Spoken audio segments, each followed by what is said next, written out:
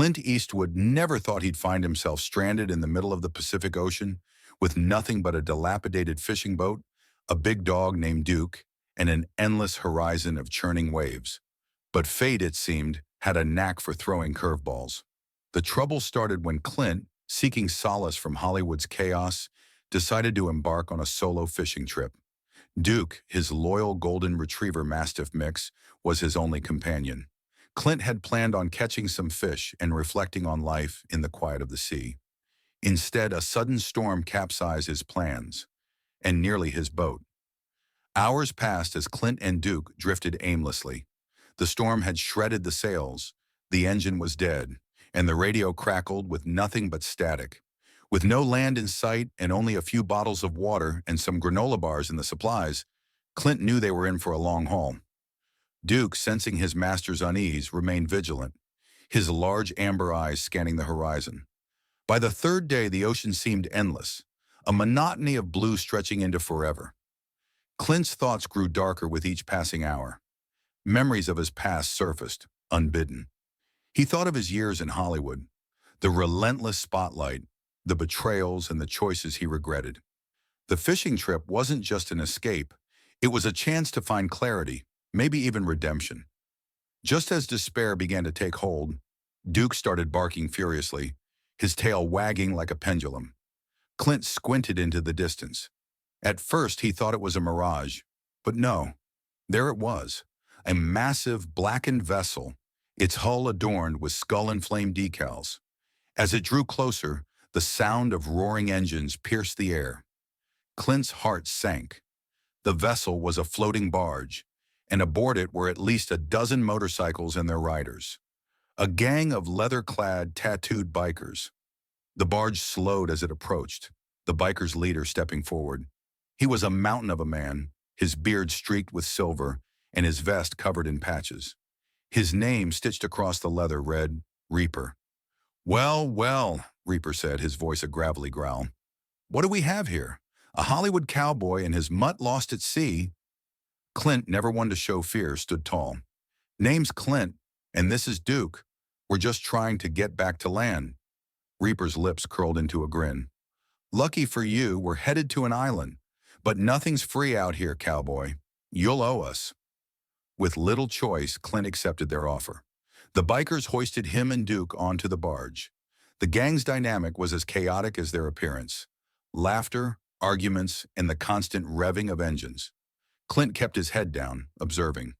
Duke, on the other hand, became an instant hit, his friendly demeanor winning over even the toughest bikers. As the hours turned into days, Clint began to notice something odd. The bikers weren't just aimlessly drifting. They were organized, their barge loaded with crates of weapons and fuel.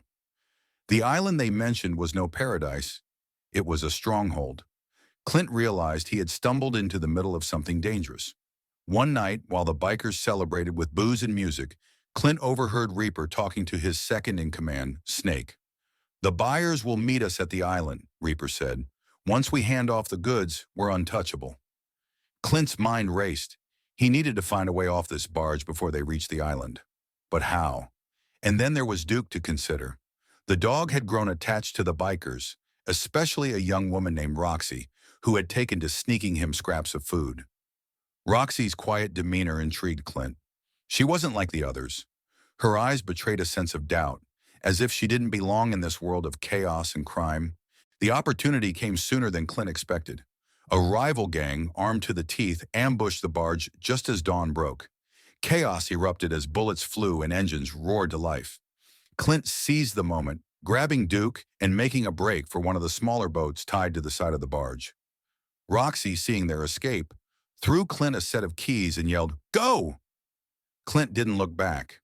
The smaller boat's engine sputtered to life, and he sped away from the mayhem, Duke barking at the chaos behind them. As the barge disappeared into the horizon, Clint felt a mix of relief and uncertainty. Where would they go now? Hours later, they spotted land, a small, uninhabited island.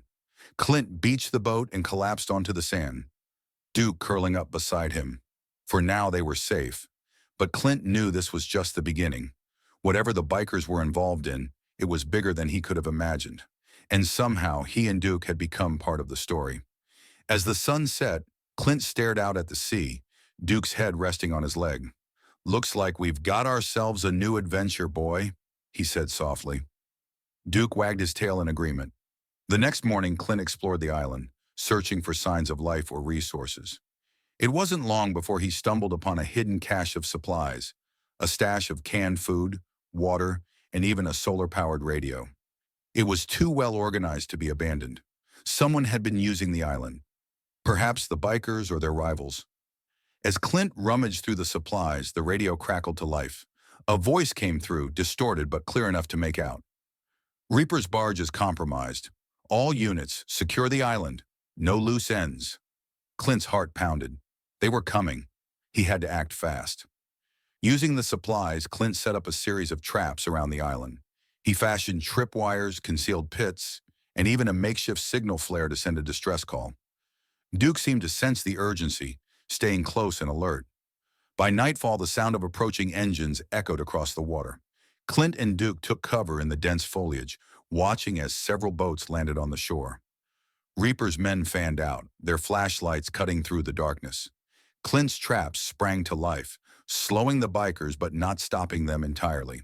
The confrontation reached its peak when Clint, armed with nothing but his wits and a sharpened piece of driftwood, faced Reaper himself. The two men circled each other on the beach, the moon casting long shadows. Reaper swung a heavy chain, his grin as menacing as ever.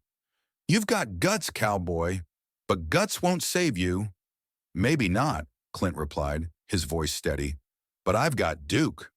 On cue, Duke lunged from the shadows, knocking Reaper off balance. Clint seized the moment, disarming the biker leader and pinning him to the ground. The rest of the gang, demoralized and scattered by the traps, retreated into the night. As dawn broke, Clint and Duke stood on the beach, watching the last of the boats disappear over the horizon. The island was theirs, for now. Clint knew it was only a matter of time before more trouble came their way. But with Duke by his side, he felt ready for whatever came next. Later, as Clint gathered what supplies remained, Roxy's face lingered in his mind. Why had she helped him? What was her story? Deep down, Clint suspected their paths might cross again. And when they did, he'd be ready.